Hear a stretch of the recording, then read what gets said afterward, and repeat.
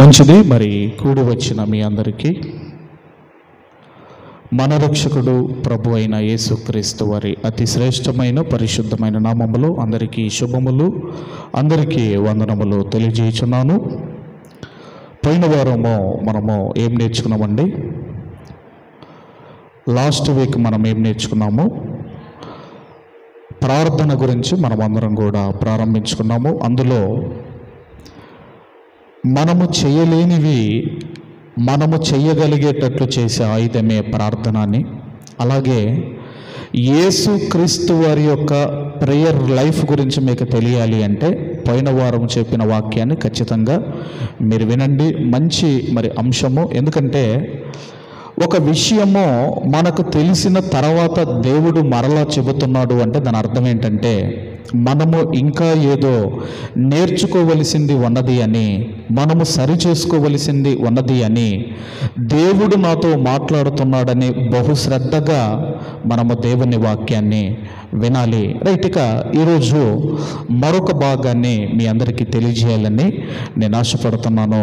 యేసుక్రీస్తు వారు ఆయన జీవితంలో పెందలకడ ప్రార్థన జీవితం ఉన్నది. పెందలకడ అంటే ఇంకా చీకటిగా ఉండగానే ఆయన పెందలకడనే లేచి ప్రార్థించినట్టుగా బైబిల్ గ్రంథంలో మనం చూడగలము. అలాగే ఒక యోబు గారు కావచ్చు, ఒక ఇర్మియా గారు కావచ్చు, ఎంతోమంది దైవ భక్తులు పెందలకడనే లేచి దేవునికి ప్రార్థించినట్టుగా బైబిల్ గ్రంథంలో మనం చదవగలము. అలాగే యేసుక్రీస్తు వారి జీవితంలో సాయంకాలం ప్రార్థన జీవితం కావచ్చు, ఉపవాస ప్రార్థన జీవితం కావచ్చు, ఒంటరి అంటే ఏకాంత ప్రార్థన జీవితం కావచ్చు, అంశముల ప్రార్థన జీవితం కావచ్చు, రాత్రంతా ప్రార్థన చేయటం కావచ్చు, ఇవన్నీ కూడా మన రక్షకుడు ప్రభు అయిన యేసుక్రీస్తు వారి జీవితంలో ఉన్నవి. అంటే ఆయనకే ఇన్ని ప్రార్థనలు అవసరం అయితే మనకెంత అవసరమో ఆలోచించాలి. ఇక ఈరోజు మరొక భాగాన్ని మనం అందరం కూడా ఆలోచన చేయబోతున్నాము.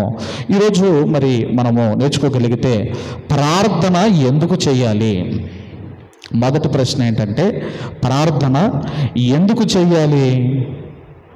ప్రార్థన ఎందుకు చేయాలి అన్నదానికి ఆ ప్రశ్నకు సమాధానము బైబిల్లో నుండి మనమందరం కూడా చూడగలిగితే మత్తయి సువార్త దయచేసి 26వ అధ్యాయము, మత్తయి సువార్త 26వ అధ్యాయము దయచేసి 41వ వచనాన్ని మనమందరం కూడా చదువుకుందాము. మీరు శోధనలో ప్రవేశింపకుండునట్లు మెలకువగా ఉండి ప్రార్థన చెయ్యుడి, ఆత్మసిద్ధమే గాని శరీరము బలహీనమని పేతురుతో చెప్పి. మొదటి ప్రశ్న ఏంటంటే ప్రార్థన ఎందుకు చెయ్యాలి? ప్రార్థన ఎందుకు చెయ్యాలి అన్నదానికి యేసుక్రీస్తు వారు సమాధానం చెబుతున్నాడు. మీరు శోధనల్లో ప్రవేశింపకుండునట్లు మెలకువగా ఉండి ప్రార్థన చేయుడి, ఆత్మసిద్ధమే గాని శరీరము బలహీనమని పేతురుతో చెప్పి. ఆత్మ సంబంధమైన కార్యక్రమాలకు, ఆత్మ సంబంధమైన విషయాలకు ఎప్పుడు కూడా ఆత్మ సిద్ధముగానే ఉంటుంది, కానీ శరీరము సహకరించదు. ఒక గంట సేపు ప్రార్థన చేద్దామని అనుకోండి మీరు, అప్పుడు వెంటనే శరీరం కొన్ని సిగ్నల్స్ ఇస్తాయి. గంట సేపు చేస్తావా, అయ్యో మోకాలు నొప్పులు వస్తాయి, గట్టిగా మాట్లాడితే నోరు అంతా కూడా నొప్పి వస్తుంది, అంతసేపు ప్రార్థన చేస్తావా అని నీ శరీరం నీకు కొన్ని సిగ్నల్స్ పంపిస్తూ ఉంటుంది అన్నమాట. తినే దగ్గర గంట సేపు తిను, షాపింగ్ దగ్గర గంటలు షాపింగ్ చేయి, ఫంక్షన్లు గంటలు వెళ్ళండి, కానీ నీ శరీరం ఏమనదు. కానీ ఆత్మ సంబంధమైన విషయాల్లో గనుక మీరు టైంను స్పెండ్ చేస్తున్నారు అనుకోండి, మీ శరీరము మీకు కొన్ని ఇండికేషన్స్ పంపిస్తూ ఉంటుంది. ఇప్పుడు 1 గంట 2 గంటలు వాక్యం చెప్పాను అనుకోండి, ఎలా ఉంటుంది మీకు? అటు వాచ్ చూస్తూ ఉంటారు, అంటే మీ శరీరం మీకు గంట అయిపోయింది, ఇంకెంతసేపు చెప్తాడు మీ అయ్యగారని. ఈ విధంగా మన శరీరం ఏం చేస్తుందంటే ఆత్మ సంబంధమైన విషయాలకు శరీరము సహకరించదు. అందుకే దీనికి ఎన్ని కావాలండి? పడుకునేటప్పుడు మెత్త కావాలి, పిల్లో కావాలి, పడుకునేటప్పుడు దీనికి ఒక మ్యాట్రెస్ కావాలి, అంటే ఒక బెడ్ కావాలి, అన్ని శరీరానికే కావాలి. శరీరము. అందుకే ఆత్మ సిద్ధమే కానీ శరీరము బలహీనము అని యేసుక్రీస్తు వారు చెబుతూ అంటున్నాడు, మీరు శోధనల్లో ప్రవేశింపకుండున్నట్లు మెలకువగా ఉండి ప్రార్థన చెయ్యండి. ఎందుకంటే శోధన జయిస్తే జీవ కిరీటం పొందుకుంటావు, పరలోకానికి చేరుకుంటావు. శోధన జయించకపోతే మీరు పరలోకానికి చేరుకోరు. యేసుక్రీస్తు వారు ప్రారంభంలో తన శిష్యులకు ఏమని చెప్పాడు అంటే, మీరు ఇదిగో ఏమని ప్రార్థన చెయ్యండి అంటే, శోధనల్లో ప్రవేశింపకుండా దుష్టుని నుండి విడిపించండి, దుష్టుని నుంచి మమ్మల్ని విడిపించు అని ప్రార్థన చెయ్యండి అని ప్రారంభంలో శిష్యులకు చెప్పాడు. మేము శోధనలో ప్రవేశింపకుండానట్లు దుష్టుని నుంచి తప్పించమని ప్రారంభంలో శోధనలో రాకుండా ప్రార్థన చేయమన్నాడు. కానీ ఎప్పుడైతే ట్రైనింగ్ అయిపోయిందో, ఎప్పుడైతే వీళ్ళు బలవంతులుగా మారిపోయారో అప్పుడు చెబుతున్నాడు, ఇంతకీ ఈ శోధనలు ఎందుకు వస్తాయో, శోధనలు ఎందుకు జయించాలో దయచేసి ఇంతకుముందు మనం బైబిల్ రీడింగ్లో చదువుకున్నాము. యాకోబు గారు రాసిన పత్రిక దయచేసి 1వ అధ్యాయము 12, 13, 14 వచనాలు మనము చదువుకుందాము. శోధన సహించువాడు ధన్యుడు. సహించువాడు ధన్యుడా, తీసివేయమనేవాడు ధన్యుడా? ఎవరండి? శోధన సహించువాడు ధన్యుడు. అతడు శోధనకు నిలిచిన వాడై ప్రభువు తన్ను ప్రేమించు వారికి వాగ్దానము చేసిన జీవ కిరీటమును పొందును. అంటే జీవ కిరీటము ఏదైతే ఉన్నదో అది మీరు పొందుకోవాలి అంటే దేవుడు అంటున్నాడు, శోధన సహించాలి. శోధన సహిస్తే జీవ కిరీటం, తద్వారా మీరు పొందుకునేదే పరలోకము. మరి మనం చూడగలిగితే ఈ శోధనలు ఎందుకు వస్తున్నాయి? శోధనలు ఎందుకు వస్తున్నాయి అన్నప్పుడు దయచేసి 13వ వచనం మనం చూడగలిగితే, దేవుడు కీడు విషయమై శోధింపబడనేరడు. దేవుడు కీడు విషయమై శోధింపబడనేరడు అంటే మీరు ఆలోచన చేయగలిగితే, దేవుడు కీడు విషయమై శోధింపకూడదు అంటే శోధింపడు. దేవుడు కీడు విషయమై శోధింపడు. పోనీ మంచి విషయాల్లో దేవుడు శోధిస్తాడా అంటే తర్వాత చెబుతున్నాడు. ఏమని చెబుతున్నాడు? ఆయన ఎవనిని శోధింపడు గనుక ఎవడైనను శోధింపబడినప్పుడు నేను దేవుని చేత శోధింపబడుచున్నానని అనకూడదు. ఎందుకంటే దేవుడు శోధించడు. టెస్ట్ వేరు, టెంప్ట్ వేరు. టెంప్టేషన్ అంటాం కదండి, టెస్ట్ వేరు, టెంప్ట్ వేరు. దేవుడు టెస్ట్ చేస్తాడు, సాతాను శోధిస్తాడు. అందుకే వాడికి ఉన్న పేరేంటంటే శోధకుడు. రెచ్చగొడతాడు. నువ్వు ఎవరు అనుకుంటున్నావు? నువ్వు మామూలు మనిషి అనుకుంటున్నావా? రెచ్చగొడతాడు. రెచ్చగొట్టేవాడిని ఏమంటారు అంటే శోధకుడు. యేసుక్రీస్తు వారి దగ్గరకు వచ్చి అంటున్నాడు, నువ్వు దేవుని కుమారుడవైతే ఈ రాళ్ళు రొట్టెలగున్నట్లు ఆజ్ఞాపించుము. అదేందండి? గోధుమలు పిండే రొట్టెలు అవుతాయా, రాళ్ళు రొట్టెలు అవుతాయా? ఏమవుతాయమ్మా రొట్టెలు? గోధుమలు రొట్టెలు చేసుకొని తినంటే బాగుండేది. కానీ వాడేమంటున్నాడు? రాళ్ళు రొట్టెలగున్నట్లు ఆజ్ఞాపించము అంటున్నాడు. మళ్ళీ ఏం కోరు? నువ్వు దేవుని కుమారుడవైతే, రెచ్చగొడతాడు వాడు. అంటే ఈ రెచ్చగొట్టే ఈ అలవాటు ఎవరిది? ఈ రెచ్చగొట్టే ఈ బుద్ధి ఎవరిదంటే శోధకుడు. టెంప్టర్ అనుంది ఇంగ్లీష్ బైబిల్లో. టెంప్టర్, రెచ్చగొట్టేవాడు. అందుకేనండి దేవుడు పరీక్షిస్తాడు, సాతాను శోధిస్తాడు. అందుకే శోధన వచ్చినప్పుడు దేవుడు నన్ను శోధిస్తున్నాడని మీరు అనకండి. మరి ఎందుకు వస్తున్నాయి శోధనలు? 14వ వచనంలో చెబుతున్నాడు ఎందుకు వస్తున్నాయి. ప్రతి ప్రతి వాడును తన స్వకీయమైన దురాశ చేత ఈడవబడి మరలు కొలపబడిన వాడై శోధింపబడును. ఇక్కడ దేవుడు అంటున్నాడు, ప్రతి వాడు తన స్వకీయమైన దురాశ ఏదైతే ఇవి ఉంటాయి కదండి మనలో, దేవునికి నచ్చనివి ఏంటంటే ఈ పగలు, ఈ ప్రతీకారాలు, ఈ కోపాలు, ఈ అసూయలు, ఇవి ఏవైతే ఉంటాయో వాటితో వాడు నిన్నేం చేస్తాడంటే వాడు శోధిస్తాడు.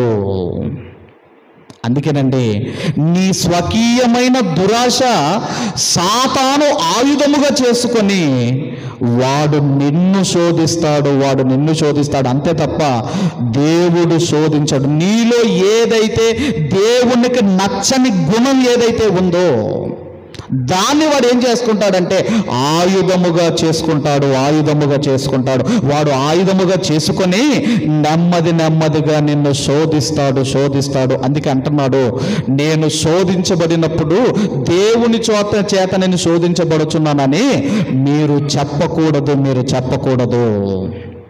అంటే మీరు ఆలోచన చేయగలిగితే, అందుకే యేసుక్రీస్తు వారు అంటున్నారు, మీరు శోధనల్లో ప్రవేశింపకుండునట్లు మీరు ప్రార్థన చేసుకోండి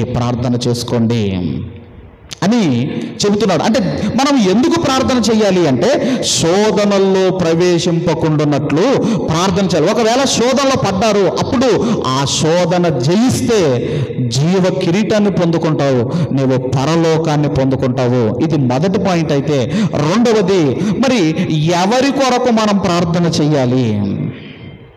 ప్రార్థన ఎవరి కొరకు చేయాలో త్వరగా మీరు చూడగలిగితేనండి, దయచేసి అందరం కూడా కొరింథీయులకు రాసిన 2వ పత్రిక, అపోస్తులైన పౌలు గారు కొరింథీయులకు రాసిన 2వ పత్రిక 13వ అధ్యాయము 7వ వచనాన్ని మనం అందరం కూడా చదువుకుందాము. 13వ అధ్యాయము 7వ వచనము, మీరు ఏ దుష్కార్యమైనను చేయకుండవలనని దేవుణ్ణి ప్రార్థించుచున్నామో మేము యోగ్యులమైనట్టు కనబడవలనని కాదు గాని మేము భ్రష్టులమైనట్టు కనబడినను మీరు మేలైనదే చేయవలనని ప్రార్థించుచున్నాము. మీరు అంటే క్రైస్తవులు, మీరు ఏ దుష్కార్యమైనను చెయ్యకుండవలనని దేవుణ్ణి ప్రార్థించుచున్నాము. పౌలు గారు కొరంథీ సంఘము కొరకు ప్రార్థిస్తున్నాడు.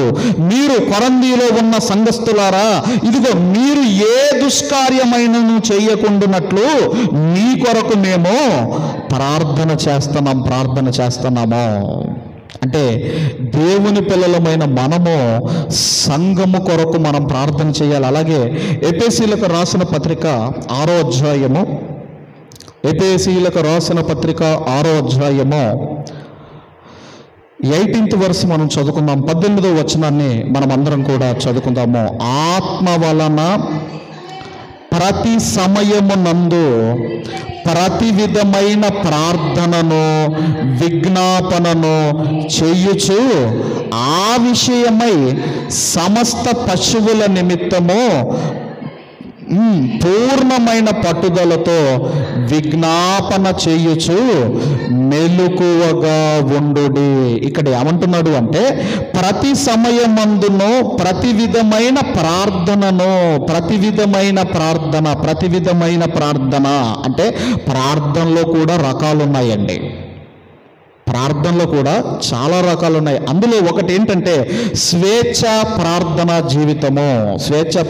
జీవితం అంటే ఇప్పుడు మీరు డ్యూటీలో ఉన్నప్పుడు కూడా మనం దేవునికి ప్రార్థన చేసుకోవచ్చు. అలాగే మీరు ప్రయాణం చేస్తున్నప్పుడు దేవునికి ప్రార్థన చేసుకోవచ్చు. స్త్రీలు మీరు వంట పని మీద ఉండి మనం దేవునికి ప్రార్థన చేయొచ్చు. దీన్నే స్వేచ్ఛ ప్రార్థన జీవితం అంటారు. అలాగే రెండవది ఏంటంటే ఆ తర్వాత అంశ ప్రార్థన అంటే ఒక సమయాన్ని ఏర్పాటు చేసుకొని, ఒక స్థలాన్ని ఏర్పాటు చేసుకొని ఏవైతే ప్రేయర్ రిక్వెస్ట్లు ఉన్నాయో వాటన్నిటి కొరకు చేసేదే అంశ ప్రార్థనా జీవితము. అలాగే అంతస్తుల ప్రార్థనా జీవితం. అంతస్తుల ప్రార్థన అంటే, దేవా నువ్వు కాపాడే దేవుడవు, నువ్వు రక్షకుడవు, నువ్వు పరమ వైద్యుడవు, ఇదిగో నీవే గొప్పవాడవని దేవుణ్ణి గొప్పతనాన్ని జ్ఞాపకం చేసుకుంటూ చేసే ప్రార్థనే అంతస్తుల ప్రార్థన. అంతస్తుల ప్రార్థన. అలాగే అలల వంటి ప్రార్థనా జీవితం. అలల వంటి ప్రార్థన అంటే, అలలు ఏ విధముగా అయితే స్టెప్ బై స్టెప్ వస్తాయో, ముందు మన కొరకు ప్రార్థన చేసుకోవాలి, ఆ తర్వాత మన కుటుంబం కొరకు ప్రార్థన చేసుకోవాలి, మన బంధువుల కొరకు ప్రార్థన చేసుకోవాలి, మన గ్రామము కొరకు, మన వీధి కొరకు, మన వాడ కొరకు, ఇదిగో మన జిల్లా, మన రాష్ట్రం, ఇలా ప్రపంచం కొరకు చేసే ప్రార్థనే అంతస్తుల ప్రార్థనా జీవితము.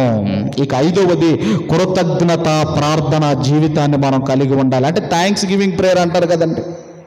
ఇలా అందుకే ఇక్కడ ఏమంటున్నాడంటే, ప్రతి విధమైన ప్రార్థనలు ఇదిగోనండి, మీరు ప్రయాణం చేసేటప్పుడు ప్రార్థన చేసుకుంటావో అది నీ ఇష్టం ఎలా ప్రార్థన చేసుకుంటావో, రకరకాల ప్రార్థనలు ఉన్నాయి. ఇంకొకటి కూడా మీరు చూడగలిగితే, అలాగే యాకోబు పత్రిక 5వ అధ్యాయము, యాకోబు పత్రిక 5వ అధ్యాయం దయచేసి 16వ వచనాన్ని మనం చదువుకుందాం. 5వ అధ్యాయము 16వ వచనం. యాకోబు పత్రిక 5వ అధ్యాయం 16వ వచనము. మీ పాపములను ఒకనితోనొకడు ఒప్పుకొనడి, మీరు స్వస్థత పొందకుండునట్లు ఒకని కొరకు ఒకడు ప్రార్థన చెయ్యుడి. ఒకని కొరకు ఒకడు ప్రార్థన చెయ్యుడి. నీతిమంతుని విజ్ఞాపన మనవపూర్వకమైనదై బహుబలము గలదై ఉండును. ఏమంటున్నాడు అంటే, మీ పాపములు ఒకనితో ఒకడు ఒప్పుకొనుడి అని చెబుతూ తర్వాత అంటున్నాడు, మీరు స్వస్థత పొందునట్లు ఒకని కొరకు ఒకడు ప్రార్థన చేసుకోండి. అంటే నా ప్రార్థన సపోర్టు మీకు ఉండాలి, మీ ప్రార్థన సపోర్టు నాకు ఉండాలి. ఒకరి కొరకు ఒకరు ప్రార్థన చేసుకోవాలి. అంటే మనుషులమైన మనము, ఇదిగో విశ్వాసులమైన మనము ఒకరి కొరకు ఒకరము మనం ప్రార్థన చేసుకోవాలి. ఒకరోజు ఒక ఊరికి వెళ్ళినప్పుడు, మా బంధువుల ఊరికి వెళ్ళినప్పుడు, వాళ్ళు ఇంకా దేవుణ్ణి నమ్మలేదు. అయ్యే బ్రదర్, మరి కొంచెం మీరు ప్రార్థన చేస్తారని అడిగాడు. ఎందుకు చేయను, ప్రార్థన కంపల్సరీ చేస్తాను అన్నాను. మరి ప్రార్థన అన్నప్పుడు ఇంట్లో చేయించుకోవాలి కదా, పదండి కాస్త బయటికి పదండి అని తీసుకెళ్తున్నాడు. గేదె దగ్గరికి తీసుకెళ్ళాడు. గేదె దగ్గరికి తీసుకెళ్ళి అంటున్నాడు, ఈ గేదె 2 రోజుల నుంచి ఇది మోషన్ అవ్వటం లేదు, కొంచెం ప్రార్థన చేయరా అని అడుగుతున్నాడు. ఏం చేయాలి మీరు ఆలోచించండి. గేదెల కొరకు ప్రార్థన చేసేవారు కొంతమంది, బీరువాల కోసం ప్రార్థన చేయమనే వాళ్ళు కొంతమంది. ఇప్పుడు బీరువాకి ఏమని ప్రార్థన చేస్తారమ్మా? అయ్యా దొంగోడు వచ్చి ఓపెన్ చేసినది రాకూడదు, గట్టిగా ఉండాలి బీరువా అని ప్రార్థన చేయాలా? టీవీ కొనుక్కున్నారు, ఏమని ప్రార్థన చేయాలి? అంటే ప్రార్థన దేనికి చేయాలి? అప్పుడు మనం ఏం చేయాలంటే, దేవా ఇచ్చినందుకు థ్యాంక్ యూ అని చెప్పాలి, తప్పులేదు. కానీ ఇప్పుడు టీవీ కొరకు ఏం ప్రార్థన చేయాలి? అయ్యా సీరియల్ చూసేటప్పుడు, సినిమాలు చూసేటప్పుడు కరెంటు పోకూడదని, పవర్ కట్ ఉండకూడదని ప్రార్థన ఏం ప్రార్థన చేయాలి? కొంతమంది పెళ్ళిచ్చి ప్రార్థన చేయమంట. పెళ్ళికి ఎందుకు ప్రార్థన? ఎందుకండి ప్రార్థన? ఎగ్జామ్లు అది రాస్తుందా, నువ్వు రాస్తావా? కాబట్టి దేవుడు అంటున్నాడు, ఒకని కొరకు ఒకడు ప్రార్థన చేసుకోండి, ఒకని కొరకు ఒకడు ప్రార్థన. నా ప్రార్థన సపోర్ట్ మీకు అవసరము, మీ ప్రార్థన సపోర్టు నాకు అవసరము. అందుకే యాకోబు గారు చెబుతున్నారు. ఇంకా ఏం చెబుతున్నాడో మీరు చూడగలిగితే, తిమోతికి రాసిన మొదటి పత్రిక 2వ అధ్యాయము, అపోస్తుడైన పౌలు గారు తిమోతి గారికి రాసిన, దయచేసి మొదటి పత్రిక 2వ అధ్యాయము మొదటి 3 వచనాలు మనం చదువుకుందాము. మనము సంపూర్ణ భక్తియు మాన్యతయు కలిగి నెమ్మదిగాను సుఖముగాను బ్రతుకు నిమిత్తము అన్నింటికంటే ముఖ్యముగా మనుషులందరి కొరకు, రాజుల కొరకు, అధికారుల కొరకు విజ్ఞాపనములు, ప్రార్థనలు, యాచనలను, కృతజ్ఞతాస్తుతులను చెల్లింపవలనని హెచ్చరించుచున్నాను. వీళ్ళందరి కొరకు ప్రార్థన చేయాలటండి. ఎందుకు ప్రార్థన చేయాలి? మీరు నెమ్మదిగా సుఖముగా బ్రతకాలి అంటే. ఇప్పుడు ఈ విధంగా మనం ఆరాధన చేసుకుంటున్నామో, నార్త్ ఇండియాలో ఈ పరిస్థితి లేదు. ఉందమ్మా ఈ పరిస్థితి? వాక్యం చెబుతున్నారు, బోధిస్తున్నాడు అంటే కొడుతున్నారు, దాడి చేస్తున్నారు, చంపుతున్నారు. మరి ఎందుకండి మనం నార్త్ ఇండియాలో పుట్టలేదు? ఆమె ఎందుకు పుట్టలేదో తెలుసా? నార్త్ ఇండియాలో మనం ఎందుకు పుట్టలేదంటే, మనము విశ్వాసములో బలహీనులము గనక ఎక్కడ పుట్టామంటే సౌత్ ఇండియాలో పుట్టాం మనం. ఎందుకంటే మన భక్తి కాస్త, మన విశ్వాసం కాస్త ఇదిగోనండి వీక్ అండి, వీక్. అందుకే అటు సైడ్ కనుక ఒకవేళ పుట్టుంటే, మొన్నటికి మొన్ననే యూపీలో పాస్టర్ అమ్మ మీద మత మార్పిడి కేసు చేసి వాళ్ళ మీద ఫైన్ వేసి 5 సంవత్సరాలు జైల్లోనికి పంపించారు. శుభ్రంగా ఆరాధించుకోండి, శుభ్రంగా దేవుని మహిమపరచండి అంటే ఇక్కడ అసలు నార్త్ ఇండియా సైడ్ పరిస్థితులే వేరుగా ఉన్నాయి. అందుకే మీరు ఆలోచన చేయగలిగితే వీళ్ళందరి కొరకు, అధికారుల కొరకు, ఆ మనుషులందరి కొరకు, రాజులు లేరు కాబట్టి ఇప్పుడు ఏలికలు, పొలిటీషియన్స్ కొరకు, అలాగే ఆఫీసర్స్ కొరకు, వీళ్ళందరి కొరకు ప్రార్థన చేయాలి. మరి వీళ్ళందరి కొరకు ప్రార్థన చేయాలి అంటే 1 గంట సరిపోతుందా? ఎంతమంది గంట ప్రార్థన చేస్తున్నారండి? ప్రతిరోజు 1 గంట ఎంతమంది ప్రార్థన చేస్తున్నారు? 1 గంట 1 అవర్. మేము సేవలో ఉన్నప్పుడు మాకేం చెప్పారంటే, నువ్వు కానుకలో 10వ భాగం ఇవ్వటమే కాదు, ఇదిగో నీ ప్రార్థనలో కూడా 10వ భాగం ఇవ్వాలి అన్నారు. ఎంత ఇవ్వాలి అంటే 2 గంటల 40 నిమిషాలు మేము పెద్ద మోకాల మీద ఉండేది. 2 గంటల 40 నిమిషాలు పెద్ద మోకాల మీద ఉండేది. అది ఉదయకాలం ఉండేది. ఇక సాయంకాలం మరొక గంట మేము పెద్ద మోకాల మీద ఉండి ప్రార్థన చేసేవాళ్ళం. పెద్ద మోకాల మీద ఉండి బైబిల్ చదివే వాళ్ళము. ఆ బలమే, ఆ ప్రార్థన బలమే ఈరోజు మమ్మల్ని ఈ విధంగా నిలబెట్టింది. అందుకే అంటున్నాడు, మీరు సుఖముగా, మీరు సౌఖ్యముగా బ్రతకాలి అంటే వీళ్ళందరి కొరకు ప్రార్థన చేయండి. వారు మంచి పరిపాలన అందిస్తే మీరు బాగుంటారు. మరొకడు కూడా ఎందుకు ప్రార్థన చేయాలి, ఎవరి కొరకు ప్రార్థన చేయాలి అన్నప్పుడు, దయచేసి లూకాసు వార్త 6వ అధ్యాయము దయచేసి 26వ వచనాన్ని మనం అందరం కూడా చదువుకుందాం. 6:26 చదవమ్మా. 28 కూడా 28 చదవమ్మా డైరెక్ట్.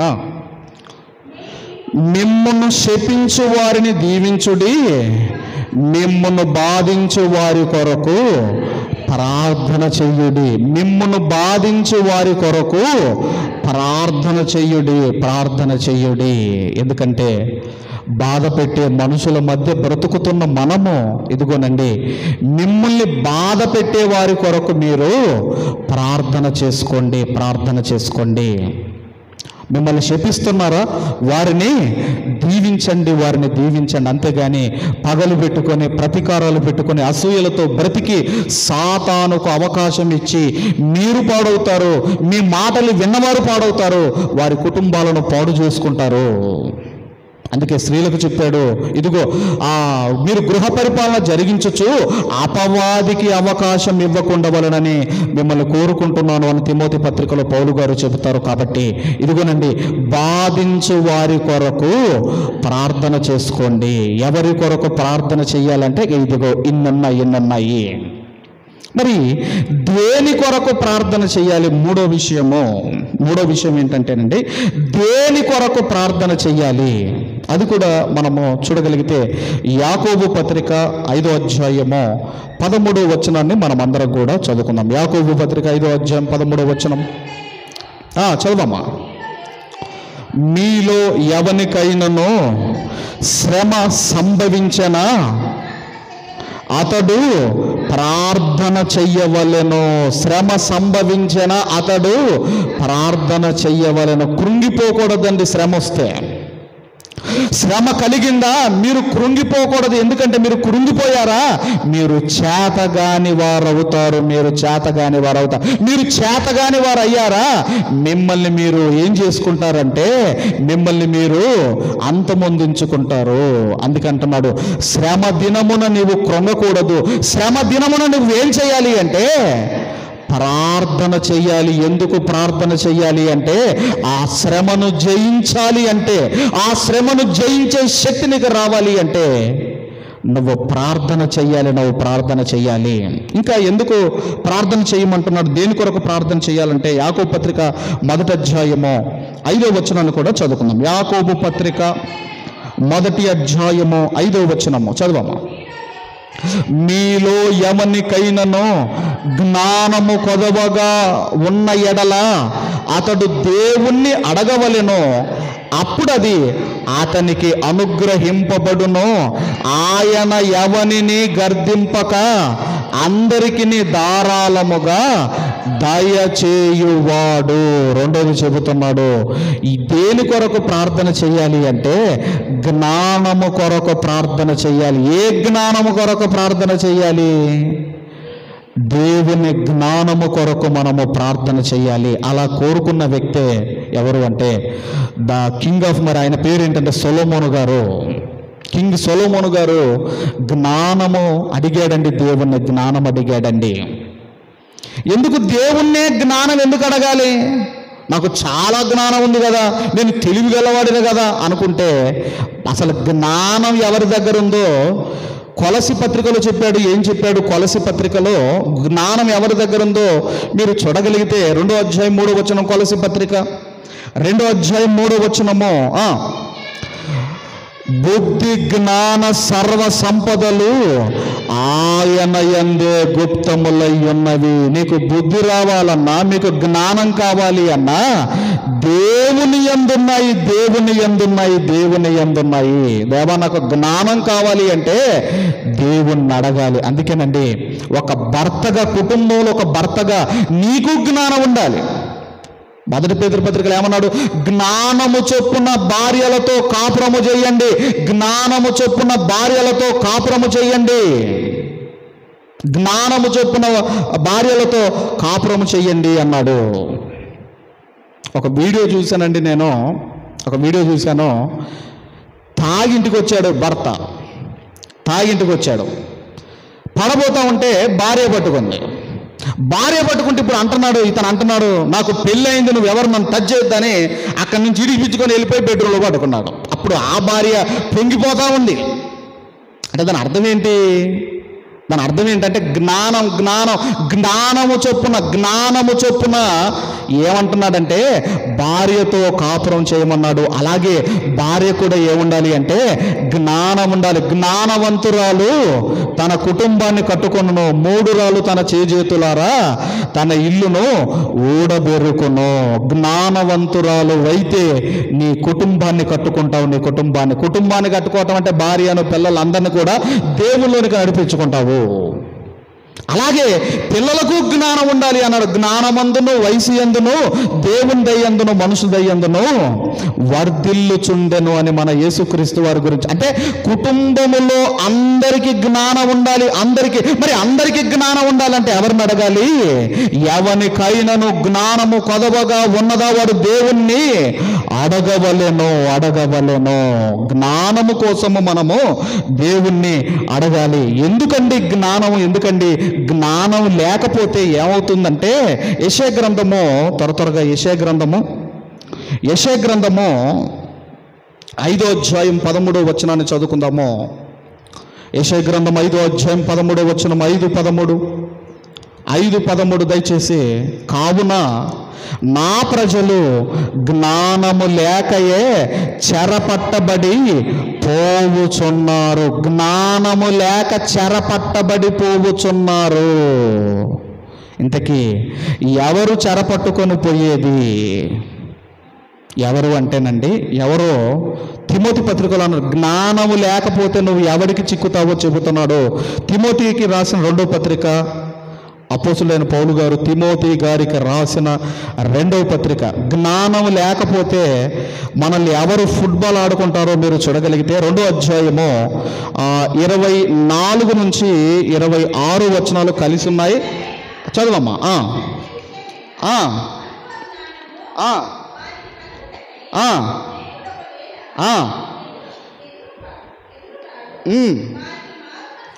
ఎదురాడు వారికి మారు మనసు దయచేయును, అందువలన సాతాను తన ఇష్టము చొప్పున చెరపట్టిన వీరు వాని ఊరిలో నుండి తప్పించుకొని మేలు కొందురేమో అని. అంటే కుటుంబములో మీకు జ్ఞానం లేకపోతే సాతాను ఉరికి చిక్కుకుంటాం మనము.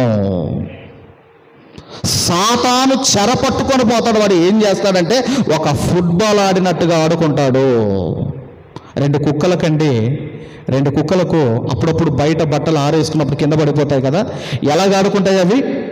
అటు జింపి ఇటు జింపి అటు అది అటు కొట్టుకుంటూ ఇటు కొట్టుకుంటూ లాక్కుంటూ గీక్కుంటూ ఎలాగైతే చేస్తాయో, జ్ఞానము లేకపోతే వాడు మనల్ని ఫుట్బాల్ ఆడుకుంటాడు. సాతాను ఫుట్బాల్ యేసుక్రీస్తు వారినే విడిచిపెట్టలేదు. మానవ లెక్క మీరు ఆలోచించండి. అందుకేనండి ఏముండాలి అంటే, ఇదిగో దేని కొరకు మనం ప్రార్థన చెయ్యాలి అంటే, శ్రమను జయించడానికి జ్ఞానము కొరకు మీరు ప్రార్థన చెయ్యండి. ఎందుకంటే జ్ఞానము కలిగిన వాడు ఇతరులను రక్షిస్తాడు. సామెతల గ్రంథం 11వ అధ్యాయం. జ్ఞానము కలిగిన వాడు ఇతరులను అంటే జ్ఞానం ఉంటే నిన్ను నీవు రక్షించుకుంటావు, నీ కుటుంబాన్ని రక్షించుకుంటావు. అందుకే జ్ఞానము కోసం నన్ను అడగండి అన్నాడు. అందుకేనండి అడిగేటప్పుడు కూడా చాలా జాగ్రత్తగా మనం దేవుణ్ణి అడగాలి. మీకు ఎప్పుడు చెబుతూ ఉంటాను, మీకు గుర్తున్నది అనుకుంటున్నాను. ఇద్దరు ప్రార్థన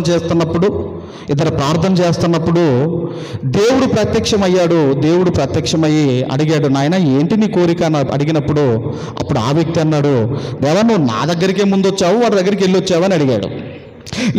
లేదు నీ ప్రార్థనే బలంగా ఉన్నది, ఫస్ట్ నీ దగ్గరికే వచ్చాను అన్నాడు. అన్నప్పుడు అయితే ఆయన దగ్గరికి వెళ్తావు కదంటే వెళ్తాను అన్నాడు. అప్పుడు ఆయన దగ్గరికి వెళ్ళిన తర్వాత ఆయన ఏదైతే అడుగుతాడో నాకు దానికి 2 అంతలు కావాలి అన్నాడు. 2 అంతలు అంటే ఇప్పుడు ఆయన 1000 రూపాయలు అడిగాడు అనుకోండి, ఈయనకి ఎంత రావాలమ్మా? 2000 రావాలి. ఆయన 10,000 అడిగితే నాకు 20,000 రావాలి. అప్పుడు దేవుడు ఇక్కడ మాయమైపోయి ఆయన దగ్గర ప్రత్యక్షమయ్యాడు. నాయనా నీ ప్రార్థన మెచ్చాను, నీకేం కావాలని అడిగినప్పుడు అప్పుడు ఆ వ్యక్తి అన్నాడు, దేవా నువ్వు నా దగ్గరికే ముందు వచ్చావా ఆయన దగ్గరికి వెళ్ళి వచ్చావా అని అడిగాడు. అప్పుడు దేవుడు అన్న లేదు అక్కడికి వెళ్ళే వచ్చాను, ఆయనే బలంగా ప్రార్థన చేశాడు, అక్కడికి వెళ్ళే వచ్చాను. మరి ఆయన ఏం కోరుకున్నాడంటే నువ్వు ఏదైతే అడుగుతావో దానికి 2 అంతలు కావాలి అన్నాడు. అనేసరికి ఓహో 2 అంతలు కావాలా, అయితే నాదో కన్ను తీసేయమన్నాడు. అమ్మ మీకు అర్థమైందా? నాదో కన్ను తీసేయమన్నాడు. ఇప్పుడు ఆయనకేం కావాలమ్మా? 2 కళ్ళు పోతాయి. అందుకే అడిగేటప్పుడు చాలా జాగ్రత్తగా అడగాలి. ఒక ఆమె నేను చూశానండి, ఆమె ఎవరో మరి అబద్ధాలకు అంబాసిడర్ ఉన్నట్టున్నది. దేవా నీ పరలోకములో ఉన్న బంగారంలో 1 తులం భూమి మీద పడాయి అని ప్రార్థన చేసిందట. ఒక చైన్ దొరికిందట అండి, ఉప్పలో ఒక చైన్ దొరికిందట. చైన్ దొరికితే ఏం చేయాలమ్మా? అమ్మ మీకు విషయం తెలుసా? దొరికింది పోలీస్ స్టేషన్లో కనుక ఇవ్వలేదు అనుకోండి, ఒకవేళ మీకు దొరకకపోతే మీరు పర్వాలేదు, కానీ దొరికింది కనుక ఎక్కడైనా ఏది దొరికినా అది వెంటనే తీసుకొని వెళ్ళి పోలీస్ స్టేషన్లో అప్పగించాలి. ఆ చట్టం ఉంది మనకు. అనగానే ప్రార్థన చేయగానే ఆమెకటండి 1 తులం గొలుసేమో దొరికిందటండి. మరి ఆ తులం గొలుసు దొరికిందంటే అది ఎవరిదో కదా, వాళ్ళు ఎంత ఏడుస్తున్నారు మీరు ఆలోచించండి. అందుకే జ్ఞానము కొరకు మనం ప్రార్థన జ్ఞానం ఉంటే నిన్ను నీవు కాపాడుకుంటావు, నీ కుటుంబాన్ని రక్షించుకుంటావు. ఇది 3వ పాయింట్. అయితే చివరిగా మరి ఎప్పుడు ప్రార్థన చెయ్యాలి చెప్పండి అమ్మా? చివరిగా ఎప్పుడు ప్రార్థన చేయాలి? ప్రార్థన ఎప్పుడు చేయాలండి? ఏ టైంకి చేయాలి? ఎర్లీ మార్నింగ్ చేయాలా? 8ంటికి చేయాలా? మధ్యాహ్నం చేయాలా? 3ంటికి చేయాలా? ఎప్పుడు చేయాలి ప్రార్థన? ఎప్పుడు చేయాలో, యూదులకు ఒక హోలీ టైం అనేది ఉంటుందండి, పరిశుద్ధ సమయము. ఆ టైంకే యేసుక్రీస్తు వారు కూడా శిలువ మీద ప్రాణం విడిచాడు. యూదులకు హోలీ టైం అది, హోలీ టైం అది, పరిశుద్ధ సమయము. ఏంటది ఎప్పుడు ప్రార్థన చేసేవారు యూదులు అన్నప్పుడు అండి, దయచేసి అపోస్తుల కార్యములు 3వ అధ్యాయము త్వరగా ఎప్పుడు ప్రార్థన చేయాలో త్వరగా అపోస్తుల కార్యములు 3వ అధ్యాయము 1వ వచనము, 3వ అధ్యాయం 1వ వచనం. పగలు 3 గంటలకు ప్రార్థనా కాలమున పేతురును యోహానును దేవాలయమునకు ఎక్కి వెళ్ళుచుండగా. ఎప్పుడటండి? పగలు, చెప్పాలమ్మా, పగలు 3ంటికి మీరేం చేస్తారమ్మా? చెప్పండి అమ్మా. తెలుసు మీకు ఏం చేస్తారో, తెలుసు కదమ్మా? తెలుసు, రైట్, మళ్ళీ వద్దులేండి కానీ, రైట్. పగలు 3 గంటలకు ప్రార్థన సమయమున, ప్రార్థన సమయం అంటే 3ంటికి ప్రార్థన చెయ్యాలా? అలాగే 3 గంటలకు మరొక ఆయన ప్రార్థన చేశాడు. అపోస్తుల కార్యములు 10వ అధ్యాయము 3వ వచనాన్ని చదువుకుందాం. 10వ అధ్యాయం 3వ వచనం. పగలు ఇంచుమించు 3 గంటల వేళ దేవుని దూత అతని యొద్దకు వచ్చి కొర్నేలి అని పిలుచుట దర్శనమందు తేటగా అతనికి కనబడెను. ఈయన కూడా కొర్నేలి అనే శతాధిపతి కూడా, సెంచూరియన్ కూడా, ఆయన కూడా 3ంటికి ప్రార్థన. అన్యుడేనండి ఈయన, అన్యుడు. వాళ్ళేమో యూదులు, వీళ్ళు అన్యులు. అన్యులు కూడా ఎప్పుడు ప్రార్థన చేస్తున్నారు? పగలు 3 గంటలకు. మరొక టైం కూడా ప్రార్థన చేశారు పేతురు గారు ఎప్పుడు ప్రార్థన చేశారంటే అదే 10వ అధ్యాయము 9వ వచనాన్ని చదువుకుందాం. 10వ అధ్యాయం 9వ వచనం. మరునాడు వారు ప్రయాణమైపోయి పట్టణమునకు సమీపించినప్పుడు పగలు ఇంచుమించు 12 గంటలకు పేతురు ప్రార్థన చేయుటకు మిద్దె మీదికెక్కెను. 12 గంటలకు ప్రార్థన చేయుటకు ఆయన పైకెక్కాడు. అంటే 3ంటికి ప్రార్థన చేస్తున్నారు, అలాగే 12 గంటలకు ప్రార్థన చేస్తున్నారు. దావీదు గారు ఎప్పుడు చేశారమ్మా? దానియేలు అయితే ముమ్మారు చేశాడని మనకు తెలుసు. ఎందుకంటే యూదులకు ఉన్న ఆచారం ఏంటంటే దినమునకు ముమ్మారు ఖచ్చితంగా యూదులు ప్రార్థన చెయ్యాలి. దినమునకు ముమ్మారు. దానియేలు గారు 6వ అధ్యాయంలో మనకు కనపడుతుంది. 6వ అధ్యాయం 10వ వచనంలో దినమునకు ముమ్మారు ప్రార్థన చేశాడు. మరి దావీదు గారు కూడా ఎప్పుడు ప్రార్థన చేశాడో ఆ మాట కూడా మీరు చూడగలిగితే కీర్తనల గ్రంథం 55వ అధ్యాయం త్వరగా కీర్తనల గ్రంథము 55వ అధ్యాయము 17వ వచనాన్ని చదువుకుందాం. 17వ వచనాన్ని దయచేసి చదువుకుందాం. సాయంకాలమున ఉదయమున మధ్యాహ్నమున నేను ధ్యానించుచు మొరపెట్టుకొందును, ఆయన నా ప్రార్థన నాలకించును. సాయంకాలం చేస్తున్నాడు, ఉదయం చేస్తున్నాడు, మధ్యాహ్నం చేస్తున్నాడు. ఏం చేస్తున్నాడు? తింటున్నాడా? టిఫిన్ చేస్తున్నాడా? లంచ్ చేస్తున్నాడా? డిన్నర్ చేస్తున్నాడా? ప్రార్థన చేస్తున్నాడా? అమ్మ ఏం చేస్తున్నాడు? మనం ఉదయం టిఫిన్ చేస్తాం, మధ్యాహ్నం లంచ్, నైట్ అయిందంటే డిన్నర్ ఖచ్చితంగా చేస్తాం. అక్కడే చేస్తాం చిన్న ప్రార్థన, అవునా కదమ్మా? చిన్న ప్రార్థన, అతి చిన్న ప్రార్థన ఎక్కడంటే భోజనం దగ్గర. దేవా అన్నం ఇచ్చే స్తోత్రం తండ్రి, మాకు ఆత్రం అని ఆమెను అంటాం. అతి చిన్న ప్రార్థన చేసేది ఎక్కడంటే ఇదిగో ఇక్కడే. ఎక్కడ పెద్ద ప్రార్థన చేస్తామంటే చర్చిలోకి వచ్చి పెద్ద ప్రార్థన చేస్తారు కొంతమంది. ఒకవైపు వాక్యానికి టైం ఉండాలా, ఇంటి దగ్గర చేసుకోరు. ఇక్కడికి వచ్చి ఏమనుకోవాలంటే అమ్మో ఎంత ప్రార్థన పర్వాలో ఏమో అనుకోడా. ఎంత పెద్ద ప్రార్థన, ఇంత పెద్ద ప్రార్థన అక్కడ చేసుకోవాలా. ఇక్కడ ఏం చేయాలంటే దేని కొరకైతే నీకు ప్రార్థన ఇచ్చారో దాని కొరక చేసి వెళ్ళి కూర్చోవాలా. పెద్ద పెద్ద ప్రార్థనలు, ఆ దీర్ఘ ప్రార్థనలు ఇంటి దగ్గర చేసుకోవాలి. అందుకే మరి దావీదు గారు సాయంకాలము, ఉదయము, మధ్యాహ్నము 3 సార్లు. మరి ఎప్పుడు ప్రార్థన చేయాలి? 3ంటికి చేయాలా? 12ంటికి చేయాలా? మధ్యాహ్నం చేయాలా? ఉదయం చేయాలా? సాయంత్రం చేయాలా? అంటే ఎప్పుడు చేయాలో త్వరగా ఎఫెసీ పత్రిక 6వ అధ్యాయము 18వ వచనాన్ని చదువుకుందాం. 6:18 దయచేసి ఎఫెసీలకు రాసిన పత్రిక 6వ అధ్యాయము 18వ వచనాన్ని చదువుకుందాము. చదవమ్మా. చదవమ్మా. ఆత్మ వలన ప్రతి సమయమందును ప్రతి విధమైన ప్రార్థనలు విజ్ఞాపనములు చేయొచ్చు. ప్రతి సమయము అంటే ఏ టైములోనైనా, నీకు అనుకూలముగా ఉన్న ఏ టైములోనైనా మీరు ప్రార్థన చేసుకోవచ్చు.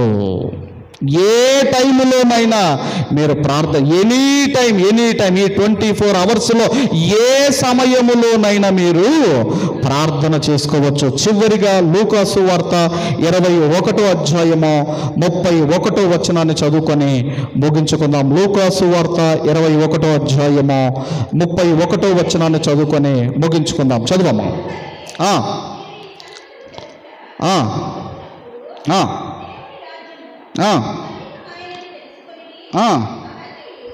అమ్మ లూకాసు వార్త 21:36 చదువురమ్మా. కాబట్టి మీరు జరగబోవి వీటినెల్లను తప్పించుకొని మనుష్య కుమారుని ఎదుట నిలవబడుటకు శక్తి గలవారు అగునట్లు ఎల్లప్పుడూ ప్రార్థన చేయుచు మెలకువగా ఉండుడని చెప్పాను. ఎల్లప్పుడు ఎనీ టైం నీకు నీకు టైం దొరికిందంటే బైబిల్ చదువుకోండి, ప్రార్థన చేసుకోండి. బైబిల్ చదువుకోండి, ప్రార్థన చేసుకోండి. అంతేగాని నాకు ఈ టైమే చేయాలి, ఆ టైమే చేయాలని లేదండి. ఎనీ టైం నీకు పెందల కడ వీలవుతుందా, ప్రార్థన చేసుకో. నీకు మధ్యాహ్నం వీలవుతుందా, ప్రార్థన చేసుకో. సాయంత్రం వీలవుతుందా, ప్రార్థన చేసుకో.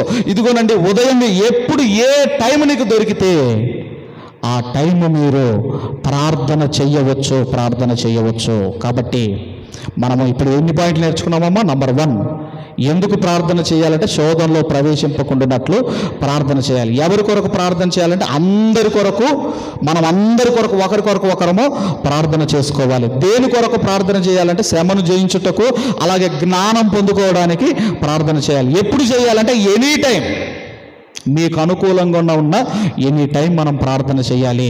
ఇలా గనక మనం ఉండగలిగితే మన ఆత్మీయ జీవితాలను కట్టుకుంటామో, మన ఆత్మీయ జీవితాలను కట్టుకొని దేవుడున్న లోకాల్లో మనం సంపాదించుకుంటామో. అలా మనం అందరం ఉండాలని కోరుకుంటూ ఈ నా మాటలు ముగిస్తున్నాను. దేవుడు మనందరిని దీవించి ఆశీర్వదించును గాక. ఆమేన్. ఈ సమయంలో ఈ వాక్కులు మనలో ఫలించినట్లు మన మధ్యలో ఉన్న శ్రీమతి శాంతకుమారి అమ్మ ముందుకు విచ్చేసి మనల్ని